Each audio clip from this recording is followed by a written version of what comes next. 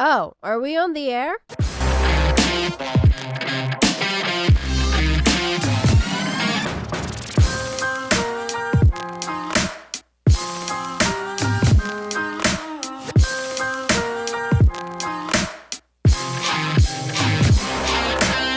Hey gang, it's Bryan from FX Billiards. Today I'm going to talk about some of my least favorite shots. These are the shots that I hate when they come up in games. I try to avoid them by any means necessary, but I have to practice on a regular basis because they are the shots that are my weakest. You need to make sure you're putting in time on your shots that you do not enjoy shooting. That is the toughest part of practice, is running drills on shots that you don't like, because you are constantly missing them, because you don't get through the drill usually. These are the shots that you really do need to pay attention to though. Number one, with all of these shots, the best way to handle them is to not get into trouble, not to get into that situation in the first place. If you know they cause problems for you, avoid them by any means necessary. Sometimes you don't have a choice about it. Number one on my list is shots where the cue ball is on the rail. Now, you might be playing a player that left you in this position, or your previous position might have been on a shot like this where you could not get yourself off the rail and you had to play another ball. So your other object ball might be there and you really have a difficult time getting off the rail here. So it's not always your fault, but when you can, you want to avoid those problem shots, whether it's the left-hand shot, balls on the rail, back cuts, whatever the issue is for you. Keep them in mind, know what they are, just like I know my top five. Know your top five and avoid them. So let's get started. I'm going to show you what my shots are that I don't like, how I go about executing them, and how I go about practicing those shots.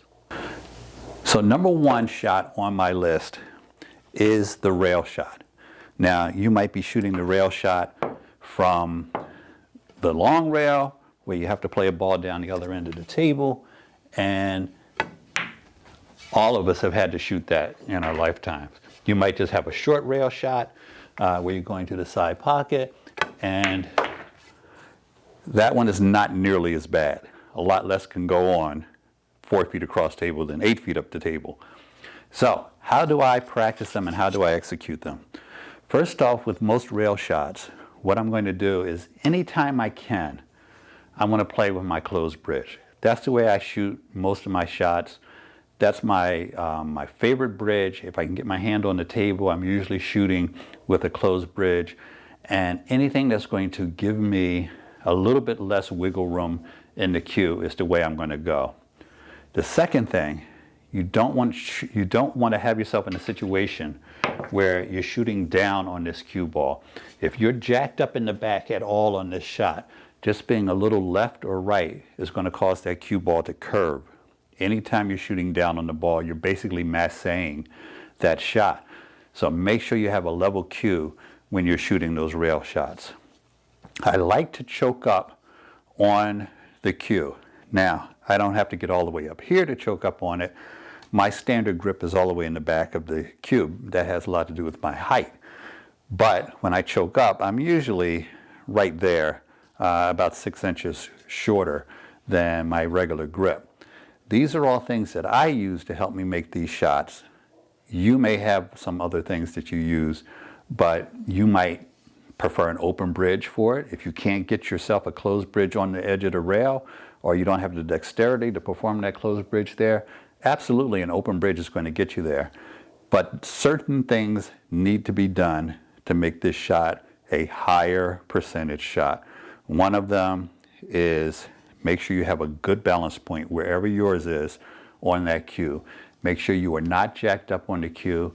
Make sure you have a very short backstroke when you're executing this. You do not want to come back too far, and you do not want to have yourself in a situation where your timing is off. So you're probably going to have a shorter backstroke and try to execute it with your normal stroke whenever possible. Here's a couple of drills that I do, and I want you to pay close attention, because one of the things that I'm going to do in the first drill is just shoot them down the table. and this is something you should do, obviously. In drill number 2, I'm going to shoot them from different angles and different distances because you must practice these shots as they come up in games. They're not always going to be lined up for you to make an easy shot down in the corner. Sometimes you'll have a sharper angle, sometimes you'll have a longer shot. So let's take a quick look at those drills and then we'll go on to the next shot. When you're taking these shots off of the rail, there's a few things you need to remember. Number one, your position is going to suffer. You really don't have much of a choice than to shoot anything other than a follow shot. So your only control of the cue ball is going to be just how much follow you actually put on the shot. You want to have a short backstroke. If possible, you want to have a bridge that's comfortable for you. For many of you, that's going to be an open bridge on the rail, and for others, it's going to be a closed bridge on the rail. Anytime you can get your thumb involved in making your bridge, you're going to have a more sturdy, more accurate bridge. The other thing that's going to be important is, as I said, choking up on the cue.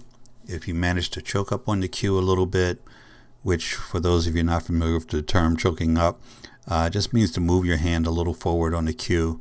That'll give you a little bit more balance because you're only going to have about 4 inches of the cue involved in the shot, and the rest of it is going to be hanging over the end of the table. So by choking up, you get a little bit more balance.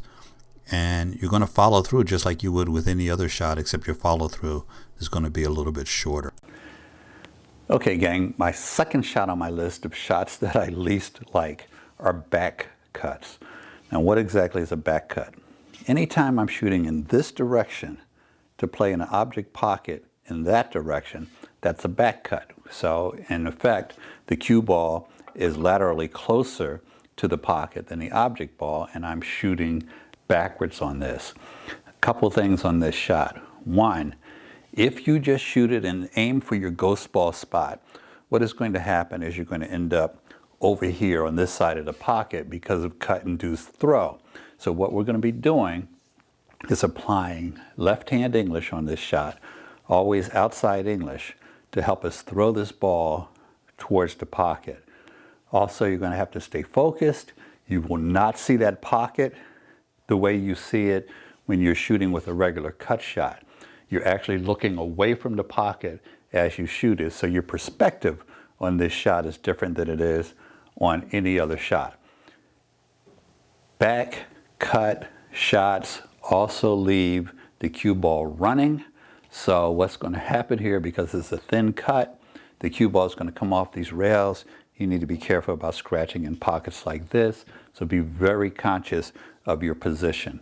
But get down on the shot, be consistent, shoot it the same way you would shoot every other shot as far as speed goes, as far as your confidence goes, and you're going to use outside English. When you're learning this shot, don't put your cue ball as far back as I am, and you don't have to give yourself as great an angle. I'm doing this for illustration purposes. Start out up here, start over here, don't give yourself as big a cut, and work your way back until you're progressively further down the table, because there's a lot of things going on at this distance. You've got deflection as you put the English on the ball, you've got curve as you go down the table, and you're working on throwing this ball towards the pocket. So a lot of things can go wrong when you're talking about distance.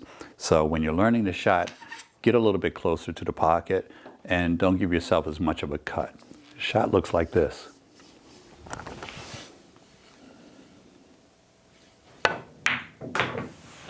And you can see how our cue ball is going to go running around the table.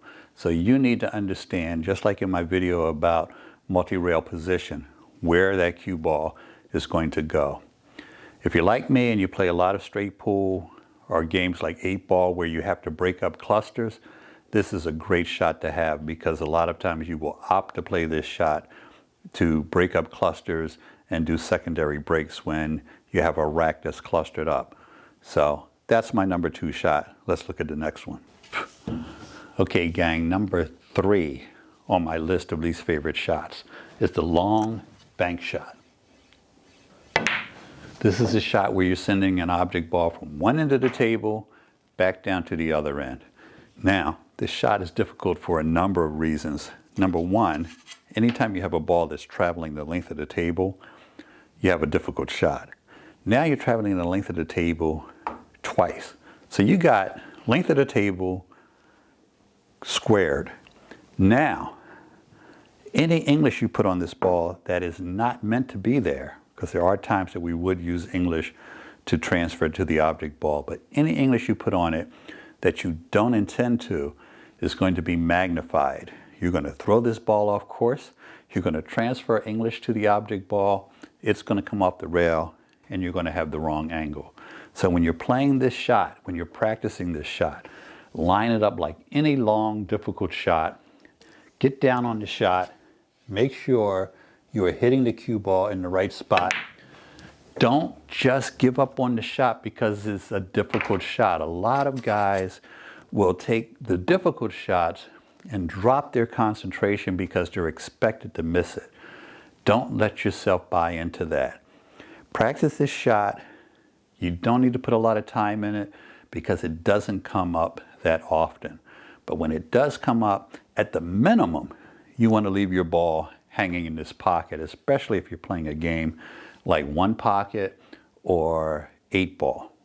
So keep that in mind. Use proper speed, and when I say proper speed, it's like a medium speed on this shot. Don't overhit it. Don't let yourself get off track, and don't let yourself get intimidated, and you can make this shot. It is not one of my favorite shots at all, but if you can leave it close to the pocket, you're probably in good shape. And practice it maybe 5–10% of the time, but you should not have to shoot a lot of these during the course of competition. If you play on a very high level, on a professional level as an example, chances are you're not shooting this shot at all. A lot of pros, unless they're playing bank pool or one pocket, are going to pass on this shot because it is a low percentage shot. But it's something that you should not be afraid of when it does come up. In one of my past videos, I showed you how to use English to do some amazing things with this shot coming back to a pocket.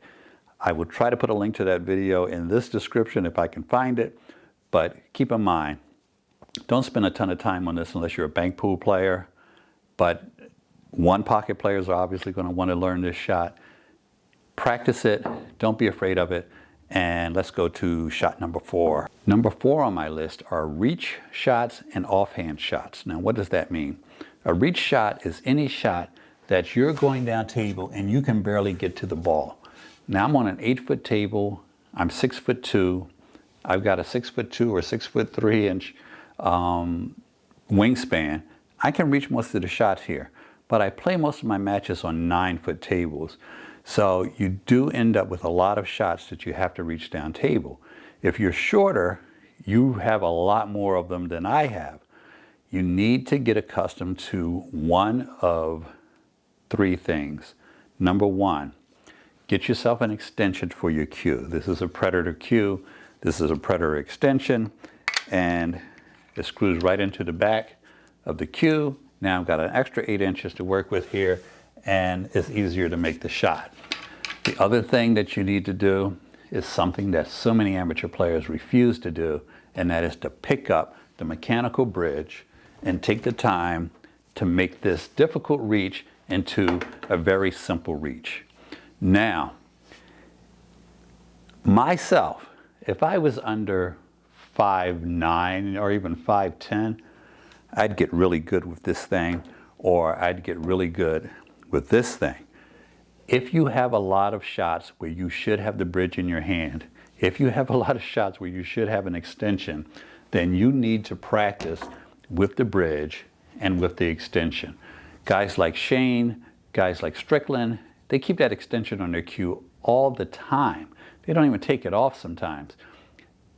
It's okay to learn to play with that extension on there. And like I said, if you're shorter and playing on bigger tables, learn to play with the extension and with the bridge. It's really silly to lose a match because you wanted to reach down table and not use the bridge. The other thing that is important that you do is if you have shots like this where you can't reach them with your regular shot, learn to shoot with your offhand. Please, please do not be a behind the back guy, okay? I give a pass to one human being on the planet shooting that shot behind the back, and his name is Bustamante. Other than that, you look ridiculous. Learn to play this shot left-handed or using the bridge. I've made videos on how to develop your offhand, whether it's left hand or right hand, and you can watch that video and it'll give you some tips on learning how to shoot with your offhand. But if you have a shot like this and you're right-handed, practice just shooting this simple shot down this rail over and over again. You don't need to be able to play all over the table with your offhand. You only need to do it on certain shots. So practice those shots, especially if it's coming up a lot for you. What I would do is the shorter you are, the better you should get at playing with your offhand. I played in the APA years ago with a lady who was an APA 4, but shot about every other shot with her left hand because she was about 4'8", I guess. So learn to do it, and I practice shooting offhanded. That's the way I deal with these shots, and I do it with an entire rack around the table, but really the only shot you need to worry about is that one. The other thing that you have to keep in mind that is the secret to all of these problem situations that I don't like is to avoid them. If you're playing for position and you know very well that your shot is going to leave you over here on this rail, avoid being over here on this rail. If your reach point is at the halfway mark, make sure you get your cue ball down to a point where you can reach it without having to reach all the way down table or play it with your offhand. Be conscious of all of these shots. Whether these shots are on your top 5 list or not, be conscious of what your problem shots are so that you can avoid them and you won't have to get good at them. Let's look at number 5. Number 5 on my list of least favorite shots. Shots where you have to use touch to get position. I don't mind having a position where I need to play, say, even a long stop shot to get position on a ball. But if you have an angle, if you have a situation where a stun shot is not going to do it for you and you need to hold up that cue ball, this is one of my least favorites. If you hit this too hard, well, let's see what happens. You're trying to get on that 4 ball, and even without a lot of speed, you're in a really bad situation. So let's look at how we deal with these touch shots. Again, any shot that I don't get to let my stroke out is a difficult shot as far as I'm concerned. The first thing you need to do is be really comfortable hitting shots really soft. Now, how do you do that? The same way you learn to do everything. You practice them. Set up a rack and learn to feather these balls in. Hit them just hard enough to reach the pocket. Practice doing that. Every guy that I know that plays in a bar and has not had any formal lessons probably hits the ball way too hard. So you guys need to practice just shooting different angles, different distances, different pockets, feathering the balls in. It's a lot of fun, actually. Get yourself a rack and practice shooting those balls with a slow, soft stroke so that shots like this don't drive you nuts the way they do me. Just going to tap it in. Tough angle here. You know you're going to come off the rail faster and harder than you want to. You tap it. You got perfect position on the 4 ball to get down table for the 8 ball. Touch shots, least favorite. So what do? Gave ourselves an insane bank cut so that we can show off the things we learned today and make our back cut. That's all I have for you today. Guys, subscribe, Give us a thumbs up, hit us in the comments, and let me know what some of your least favorite shots are, if they're on this list or not. Have a great day. I appreciate all of you who subscribe, all of you who watch the videos, and if you need anything from me, you can hit me up at fxbilliards@gmail.com and visit fxbilliards.com for more information and information on taking lessons over Zoom with me one-on-one. Have a great day. Thanks for watching. Don't forget to subscribe.